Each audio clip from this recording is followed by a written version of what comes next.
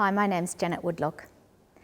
You know, Jesus was once asked by a smart aleck lawyer, "Who is my neighbour?" So he told a story about a man who was beaten up and left for dead by the side of the road.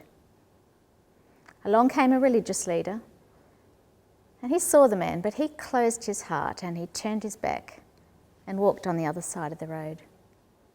And another religious leader came along and did the same thing.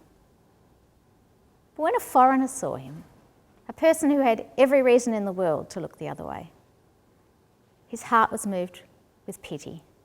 In fact, the best translation of the word Jesus used is gut-wrenching compassion. His compassion compelled him to help the man, to make a difference, to take him to a place of refuge.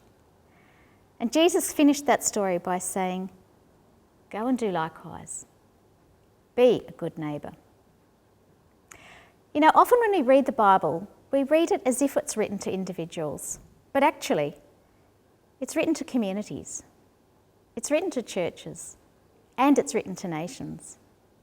Much of the Bible was written to the nation of Israel, but it also addresses Egypt and the nations of Canaan and Assyria and Babylon. And if the Bible were written today, I think it would address Australia. Because it's the call of God to love our neighbour as ourselves, as well as to love God. What does it mean to be a good neighbour as a nation? It's an interesting question, isn't it?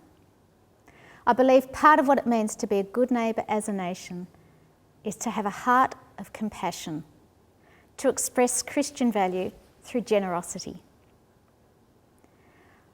I'm a proud supporter of the Campaign for Australian Aid, and I would encourage your church community to become supporters also of the Campaign for Australian Aid. It's one way of expressing the heart of God for justice, the compassion of God for people who suffer.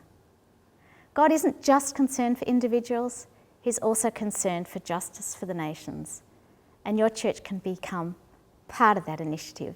www.australianaid.org to find out how you can become involved as a partner in this great campaign.